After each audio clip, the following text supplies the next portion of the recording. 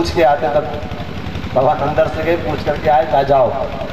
लक्ष्मी जी अंदर पधारी, फिर जो है वामन की बलि की जो है हाथ में राखी बांधा, और उसके बाद बलि ने कहा देवी क्या चाहिए मांगो। बलि ने कहा, लक्ष्मी जी ने कहा कि भैया अपना द्वारपाल मुझे दे दो। बलि ने कहा कि देवी तुम क्या मांग रही हो, मेरे प्राण हैं। लक्ष्मी ने कहा आपके तो केवल प्राण है और मेरे प्राणनाथ हैं, तो अब क्या होगा, वचन तो दे दिया तुमने देने का, अब क्या होगा। बोले भाई बहन में झगड़ा नहीं होता, समझौता किया जाता है, समझौता कर लो। तो क्या समझौता करेंगे। बोले 4 महीने तुम्हारे यहाँ पर में रहेंगे और बाकी दिन मेरे घर में, क्योंकि मेरे 2 चीजें प्राण और नाथ दोनों हैं, तुम्हारे केवल प्राण हैं, इसलिए 2 वर्ष का 2 भाग में 2 हिस्सा मेरे तरफ, 1 हिस्सा तुम्हारे तरफ। और इसलिए आज भी भगवान उसका निर्वाह करते हैं। जब हरिशयनी एकादशी लगती है, हरिशयनी एकादशी से लेकर के भगवान दीपावली तक वहीं रहते हैं, बलि में, बलि के लोग, शीतल लोग। भगवान वहाँ पर रहने लगे हैं। ऐसे भगवान ने बलि का उद्धार किया। आगे 9वें स्कंद में कथा आती है। श्री सुखदेव जी महाराज राजा परीक्षित को सूर्यवंश का चरित्र का वर्णन कर रहे हैं कि देखो, आया परीक्षित ने पूछा कि महाराज सूर्यवंश का चरित्र वर्णन करके मुझे सुनाओ। सुखदेव जी कहते राजन श्रूयतां मनवो हंस प्राचुर्येण परं तपः। सूर्यवंश का अगर विस्तार पूर्वक मैं वर्णन करना चाहूँ तो जीवन भर वर्णन करते करते नहीं किया जा सकता, ये सुखदेव जी कह रहे हैं। इसलिए राजन मैं तुमको संक्षेप में सूर्यवंश का वर्णन करके सुनाता हूँ। सुखदेव जी कहते राजन, भगवान नारायण के पुत्र ब्रह्मा, ब्रह्मा के पुत्र मरीचि, मरीचि के पुत्र विवस्वान, मरीचि के पुत्र सूर्य, सूर्य के पुत्र विवस्वान, और वहीं से विवस्वत मनवंतर का यह प्रारंभ हुआ। विवस्वान मनु के जो है 10 पुत्र, जिसका नाम क्रमशः जो है इक्ष्वाकु, दृग, सरियाति, धृष्ट, करुष इत्यादि, मरिशंत, प्रशग्न, नभग, कवि और विभु। इसमें जो सबसे श्रेष्ठ इक्ष्वाकु महाराज, इनके वर्ष में कई प्रतापी राजाओं का वर्णन आया है। इनके पुत्र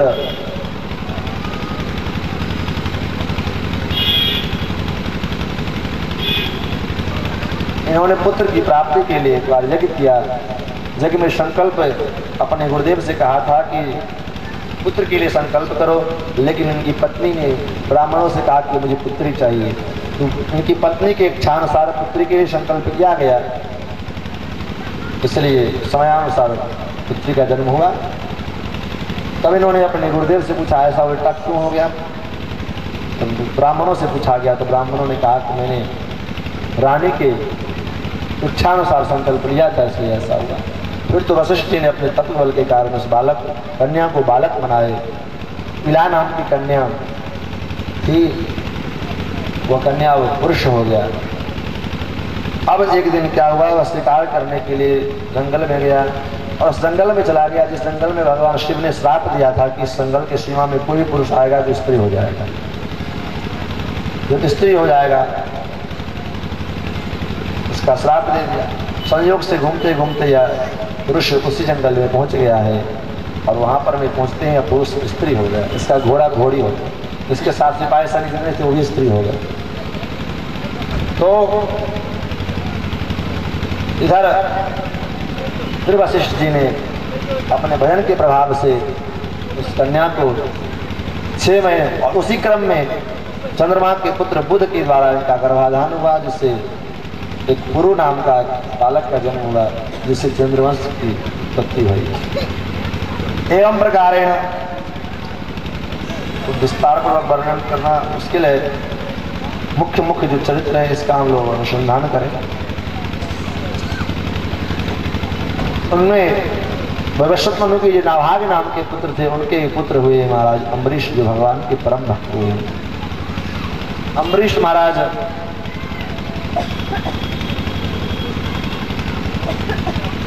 अपने द्वारा अपने हाथों से ही सारा क्रिया भगवान, सारी सेवा भगवान का करते हैं।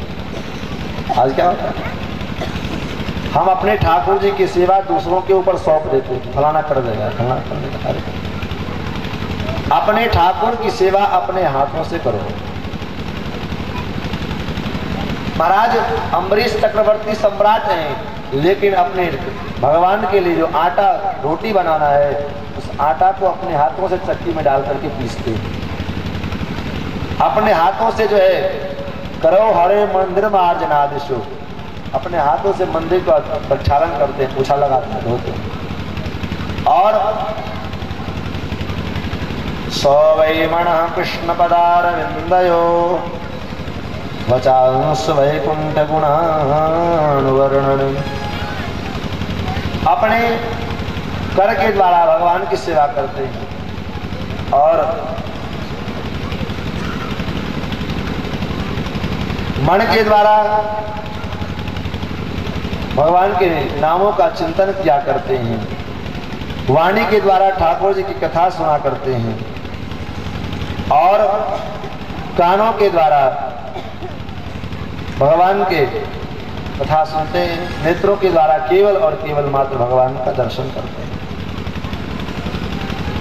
तो क्या होता है, भगवान के गोस्वामी कहते हैं मुख में हो राम नाम, राम शिवा हाथ में, तू अकेला नाही प्यारे, राम जी तेरे साथ। अगर आपके मुख में भगवान का नाम है, हाथ में मंदिर भगवान की सेवा है, हृदय में भगवान का भाव भरा हुआ है, आप अकेले नहीं हो। सदा सर्वदा आपके साथ भगवान तत्पर है। तो भगवान जो है अपने भगवान की उद्घोषणा है, जो मेरे परम भक्त हैं मैं उनके वश में हो जाता। भगवान तो कहते हैं न भक्तन ने मोह को नाना भांति नचाया। जब जीव भगवान के पास पहुंचता है तो भगवान पूछते हैं कि तुमको क्या चाहिए, माया लोगे कि भक्ति लोगे। दोनों में अंतर क्या है? भगवान कहते हैं अगर माया को ले जाओगे तो तुम नाचोगे और भक्ति को ले जाओगे तो मैं नाचूंगा। क्योंकि भगवान भक्ति के वश में आकर के नाचते हैं। श्री अम्बरीश जी महाराज अपने द्वारा सब कुछ भगवान की सेवा करते। एक दिन क्या हुआ, इनकी छोटी पत्नी जो थी वो भी सोच रही कि भगवान की सेवा में मैं भी हाथ बटा दिया करूं। तो राजा जब अम्बरीश जब पूजा करने के लिए जाए उससे पहले वो मंदिर में पहुंच करके मंदिर की सफाई पोछा झाड़ू इत्यादि करके मंदिर का पार्षद वार्षद धुल करके चंदन इत्यादि घिस करके तुलसी भू उतार करके धर। 2 दिन हुआ, 4 दिन हुआ, अम्बरीश जी को बड़ा कष्ट हुआ। कौन ऐसा व्यक्ति है जो मेरी सेवा चुरा लेता है? हमारी स्थिति क्या होती है, बोले भगवान की सेवा छूट जाए तो प्रसन्नता होती है, धन संपत्ति छूट जाए तो चोरी हो जाए तो कष्ट होता है। जबकि वास्तविक धन भगवान का भजन, भगवान की सेवा है, संतों की सेवा है, महापुरुषों की सेवा है। लेकिन उसकी चोरी हो जाती है तो उसका कष्ट नहीं होता, लेकिन तुच्छ जो संसार का धन है उसकी चोरी हो जाए तो कष्ट होता है। लेकिन एक दिन क्या हुआ महाराज, अम्बरीश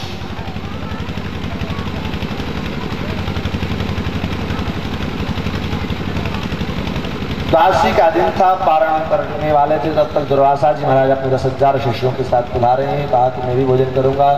तो दुर्वासा जी को निमंत्रण दिया। दुर्वासा जी स्नान करने के लिए यमुना जी में गए और तब तक जो है पारण का समय बीत रहा था। गुरुदेव की आज्ञा हुई कि चरणामृत का ग्रहण कर लो, पारण भी हो जाएगा और व्रत भी रह जाएगा। सो गुरु आज्ञा मान करके चरणामृत को ग्रहण किया और उसके बाद जब दुर्वासा जी महाराज की प्रतीक्षा करने लगे, जब दुर्वासा जी आए तो राजा का मुखमंडल प्रसन्नोचित देखा तो जान गए कि राजा ने पारण लगता है कर लिया। अपने क्रोध के कारण, दुर्वासा जी तो वैसे बड़े कृपालु हैं, अपने क्रोध के कारण उन्होंने जटा के द्वारा कृत्या को प्रकट किया और कहा जाओ तो अम्बरीश को वध कर दो। अम्बरीश को मारने के लिए जैसे ही वह कृत्या चली तब तक भगवान का सुदर्शन चक्र चला और उसका वध कर दिया। और उसके बाद महाराज दुर्वासा की ओर चल पड़ा।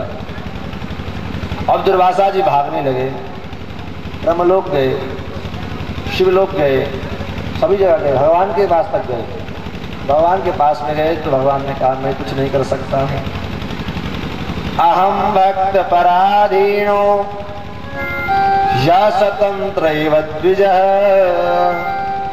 साधुभिर्ग्रस्त हृदयो भक्तिर्भक्त जनप्रियः।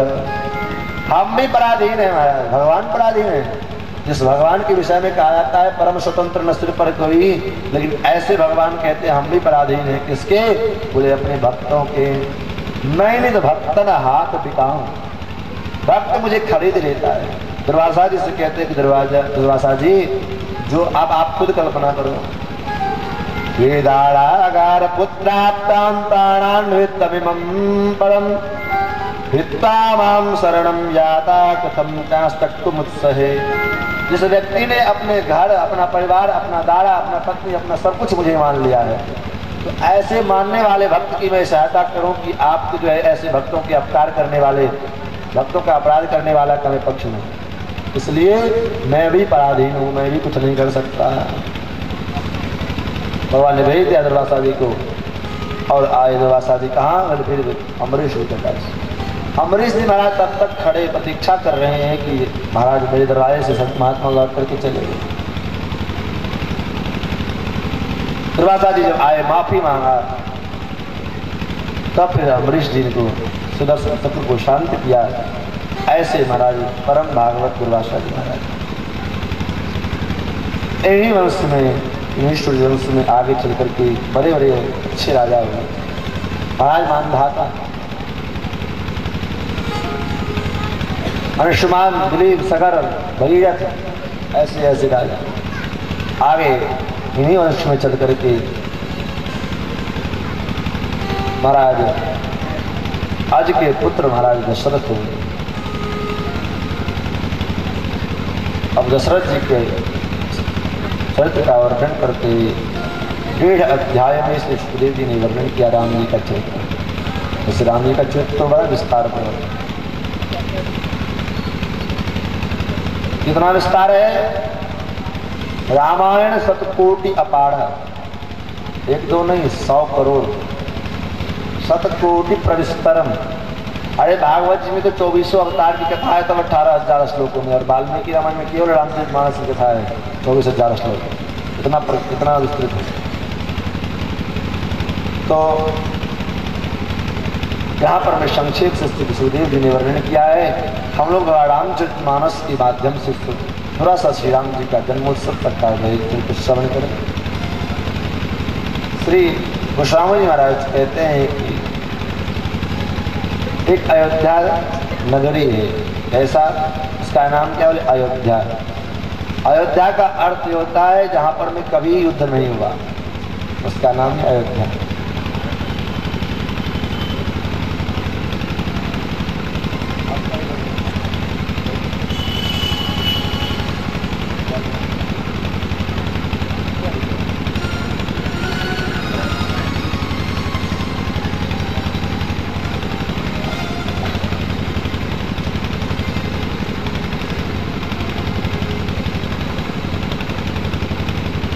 तो सबसे पहले अयोध्यापुरी का जो है वंदन करते स्वामी महाराज कहते हैं बंदो अवधपुरी अति पावन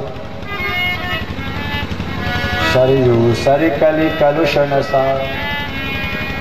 हारमोनियम छोड़ दीजिए, हारमोनियम का वो उसका जो है बस केवल पीछे पीछे गाना है।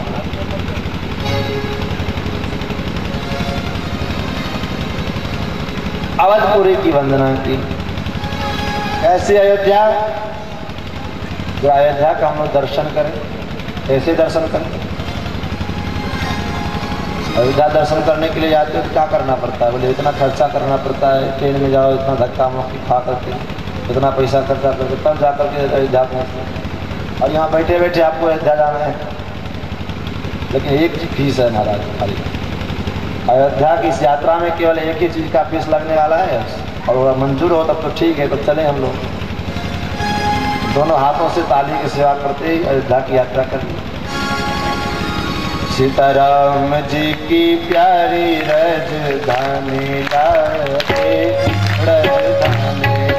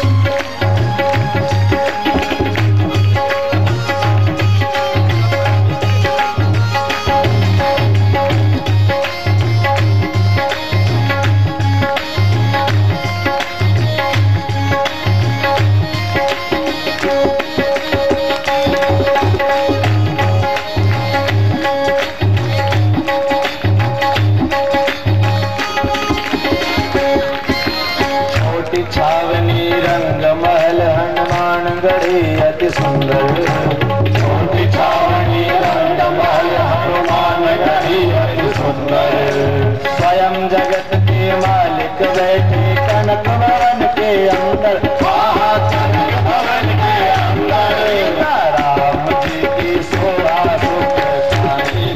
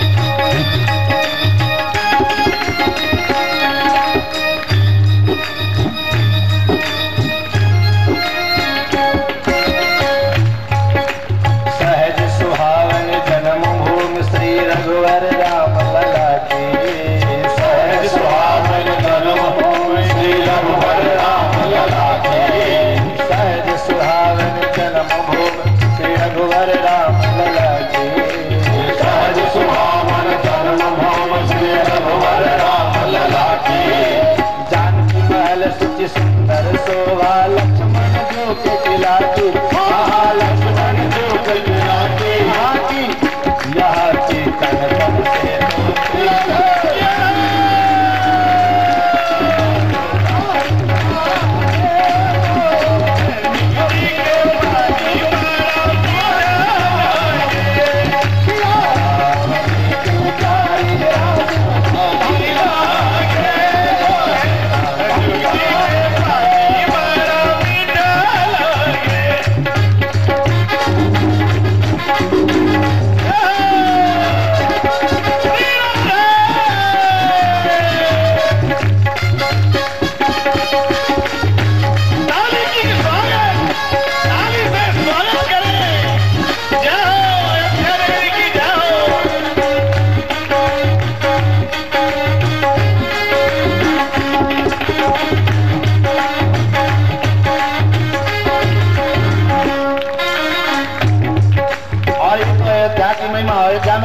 महात्मा लोग कैसे रहते,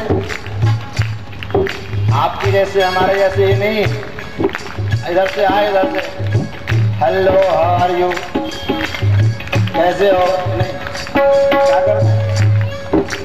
जय सिया राम दंडवत भैया मधुरी वाणी बोले, जय सिया राम दंडवत भैया मधुरी वाणी बोले, जय सिया राम दंडवत भैया मधुरी वाणी बोले, जय सिया राम दंडवत भैया मधुरी वाणी बोले। अरे करे कीर्तन संग भजन मन गली गली में बोले, गली गली में बोले, गली गली में बोले, राम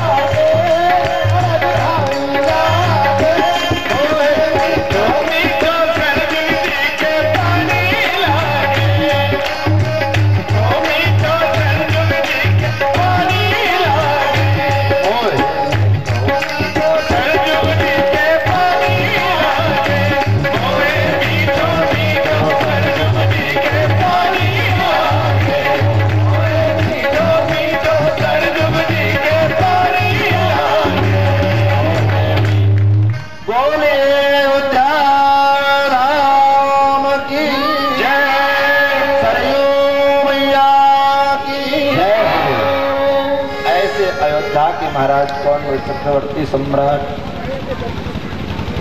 जब असुर लोग के रावण के आतंक से पृथ्वी घबरा गई, घबरा करके भगवान के पास में पधारी, ब्रह्मा जी के पास।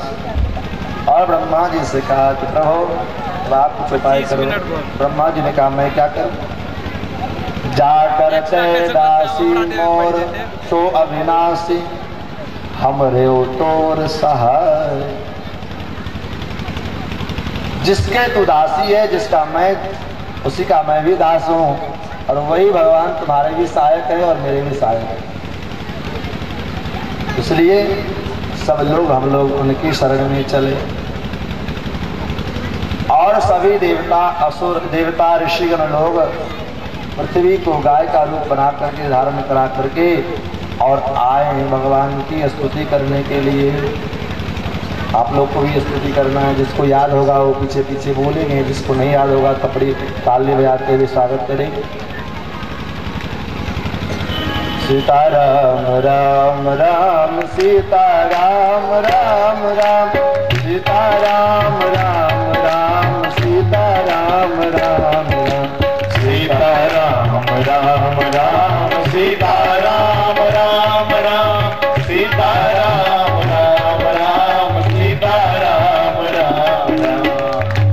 जय जय सूर नायक धन सुख दायक प्रण प्रताप भगवंत भूत हितकारी है असुरारी सिंधु सुता प्रिय कंता पारण सुर हरणी फल उलगनी मन धामे कोई जो सहज कृपाला दीन दयाला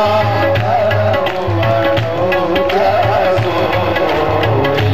सीता राम राम राम सीता राम राम राम सीता राम राम राम सीता राम राम राम। जय जय राम श्री सब व्यापक परमानंदा गोतीतम परम पुनीतम काया रहित मुकुंदा। जय रानी रानी अति अनुरागी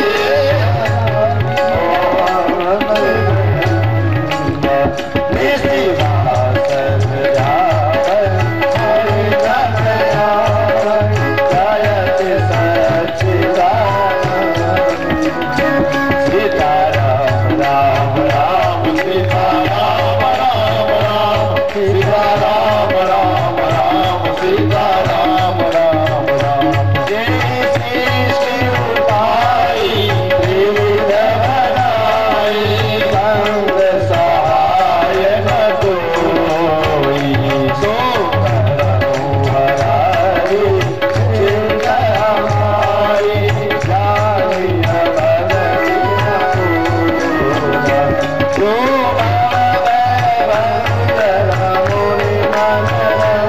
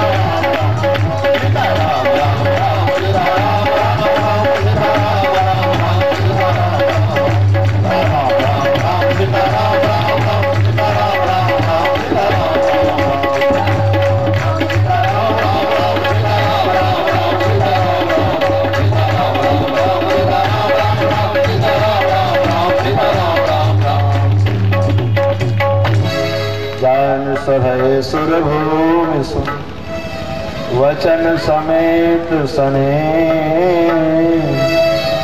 गगन गिया गंभीर वही हरण शोक संदेह। भगवान ने आकाशवाणी की, आप लोग चिंता मत करो। भगवान ने कहा मैं अवतार लूंगा। लोगों ने, भगवान देवताओं ने पूछा कहाँ अवतार लोगे? भगवान आकाशवाणी के रूप में कहते हैं कश्यप अदित महातप के न, कश्यप अदित महातप के न, तिन कहूँ मैं कौरव वरदीना, तिन कहूँ मैं कौरव वरदीना, ते दशरथ कौशल्या रूप, ते दशरथ कौशल्या रूप, ते दशरथ कौशल्या रूप, ते दशरथ कौशल्या रूप, कौशलपुरी भरत नर भूप, कौशलपुरी भरत नर भूप, तिनके दिया अब परि हो जाई, तिनके दिया अब परि हो जाई। मैं उनके घर में जाकर के अवतार लूंगा। भगवान ने कह दिया। देवता लोग वृक्ष बाण और भालू के शरीर में आकर के भगवान की सेवा करने के लिए प्रकट हुए। और इधर अयोध्या में क्या हुआ, एक दिन माँ अरुंधति के मन में चिंता हुई। वशिष्ठ जी से कहा कि प्रभु, आपके जैसे परम सामर्थ्य गुरु को रहते हुए क्या महाराज दशरथ को पुत्र नहीं होगा, लाल नहीं होगा? वशिष्ठ जी ने कहा लाल तो जरूर होगा, लेकिन लाल को प्राप्त करने की लालसा तो हो। तो अरुंधति माँ ने कहा अगर लालसा प्रकट हो जाए तो लाल होगा। बोले वशिष्ठ जी ने कहा अगर लालसा प्रकट हो जाए तो लाल को प्रकट करने की जिम्मेदारी हमारी। तो अरुंधति माँ ने कहा तो लालसा को प्रकट करने की जिम्मेदारी हमारी। दोनों बात बनी। माँ अरुंधति अपने पुत्र को गोद में लेकर के गए। सभी माताओं ने सुंदर अभिनंदन किया, स्वागत किया। तब तक महाराज दशरथ जी घर से आए। जब दशरथ जी आए तो माँ को चरणों में प्रणाम किया। उसके बाद कहा जरा माँ आपके लाला को जरा लाओ, मैं गोद में खिला कर। तो माँ अरुंधति ने क्या किया, अपने लाला को गोद में, राजा दशरथ के गोद में देते समय क्या किया, हल्का सा चिकोटी काट लिया। बालक रोने लगा। तो दशरथ जी के मन में आ गया, अरे दशरथ जी ने पूछ दिया माँ अब तक ये बालक शांत था, चुप था, फिर क्यों रोने लगा?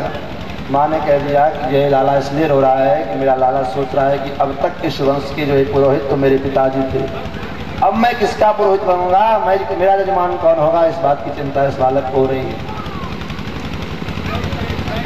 बस बात छू गई। और आज तक कष्ट नहीं हुआ दशरथ जी को कि मुझे कोई पुत्र नहीं है। तो स्वामी जी साफ साफ कहते स्पष्टतया, एक बार दोबारा नहीं कभी, एक बार भूपति मन माही भई गलान मोरे सुतना। और इसमें देखो बात क्या है, कितना सुंदर, मोरे सुतना ही अवश्य ही मेरा कोई पाप है। रानी सब तो बहुत पुण्यशाली है, अवश्य मेरा कोई पाप है जिसके कारण मुझे कोई पुत्र नहीं मिला। क्या किया, डॉक्टर के पास गए, वैद्य के पास जाते नहीं, किसके पास है,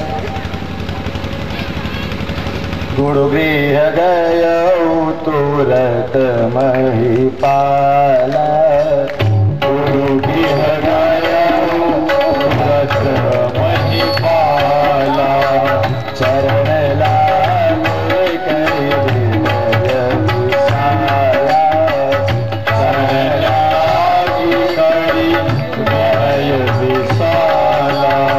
गुरु जी को निवेदन कर दिया। उसके बाद गुरु जी ने क्या किया, श्रृंगी ऋषि वशिष्ठ बुलावा, श्रृंगी ऋषि वशिष्ठ बुलावा, पुत्र काम शुभ यज्ञ करावा, पुत्र काम शुभ यज्ञ सहित मुनि आहुति दीने, भगति सहित लगते अग्नि चरु लगते अग्नि चरु लगते अग्नि चरु। अग्निदेव प्रकट हुए और चरु लेकर के दिया महाराज वशिष्ठ जी को। वशिष्ठ जी ने फिर वो चरु अपने पत्नियों को दे राजा दशरथ को दिया और दशरथ जी ने फिर देखो वस्तु की महत्वता तो होती है, लेकिन विशेष व्यक्ति के हाथ का स्पर्श होने से ही वस्तु की महत्वता और बढ़ जाती है। खीर तो वैसे महत्व था, अग्निदेव स्वयं लेकर के आए हैं, लेकिन जब गुरु जी के हाथ का स्पर्श हो गया तो और उसमें जो है रोचकता बढ़ गई, उसका महत्व और बढ़ गया। और उसके बाद जब वशिष्ठ जी के द्वारा राजा दशरथ को प्राप्त हुआ, अब दशरथ जी के द्वारा जब प्राणियों को मिलेगा उसकी महत्व और बढ़ गई। तो कभी कभी किसी वस्तु का महत्व तो होता है, लेकिन वस्तु व्यक्ति के हाथ से स्पर्श का भी महत्व है। माताओं को यथा युग मां दशरथ जी ने बंटवारा किया। सभी माताएं गर्भवती हैं, कहते हैं जादिन ते हरि गर्भ ही आए। तो आप प्रश्न करो महाराज भगवान तो गर्भ में नहीं आते, भगवान के ऊपर प्रकृति का कोई नियम लागू नहीं होता, भगवान गर्भ में कैसे आए, प्रश्न हो सकता है। यहाँ लिखा है जादिन ते हरि गर्भ ही आए। अब हरि शब्द क्या हुआ, अनेक अर्थ, शब्दानाम अनेक अर्थ। हरि मने बंदर होता है, हरि मने वायु होता है, हरि मने सिंह होता है, हरि मने हरण करने वाला होता है, हरि मने भगवान होते हैं। हरि शब्द क्या नहीं करते। यहाँ पर हमें हरि का किस शब्द का अर्थ लिया जाए, देखो प्रसंग को भी देख करके अर्थ लिया जाता है। कभी कभी जैसे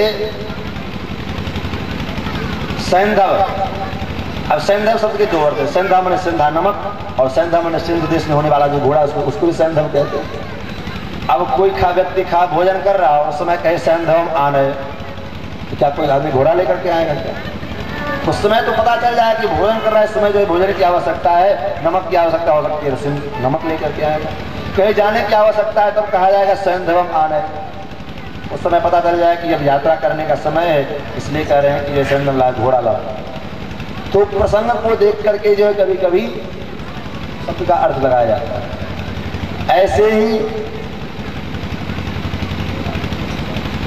यहाँ पर मैं हरि शब्द का अर्थ क्या करें, जातिन ते हरि गर्भ वहीं आए, मतलब जब से जो है भगवान माँ कौशल्या के गर्भ में हरि अर्थात प्रसव की वायु आई, तब से क्या हुआ, नित्य नव मंगल बोध बढ़ाए। नित्य नया जो है नया नया मंगल छा रहा है विद्या में। और क्या हुआ, सुंदर 1 वर्ष जब पूरा हो गया, सुंदर चैत्र का महीना, शुक्ल का पक्ष, 9वीं तिथि है। देखो महाराज 9वीं तिथि में भगवान की वायु, 9वीं तिथि रिक्ता तिथि, और रिक्ता तिथि में भगवान आते हैं। माने संकेत क्या है, रिक्त माने होता है खाली, जहाँ पर जो हृदय खाली है, इस खाली हृदय में भगवान आकर के बैठ जाते हैं। भगवान कहते जो हृदय में पहले से कितना भरा हुआ, मैं कहाँ जाकर क्या करूँ, और मेरा कोई काम नहीं। तो रिक्त स्थान को भगवान आकर के अपना जगह बनाते हैं, रिक्ता तिथि। 9वीं तिथि मधुमास पुनीता, शुक्ल पक्ष अभिजित हरिप्रीता। सभी देवता लोग आकाश में आकर के भगवान की गर्भस्तुति कर रहे हैं। सब देव चले महादेव चले, ले ले फूलन की हार, आओ राम नागरिया। सब देव चले महादेव चले,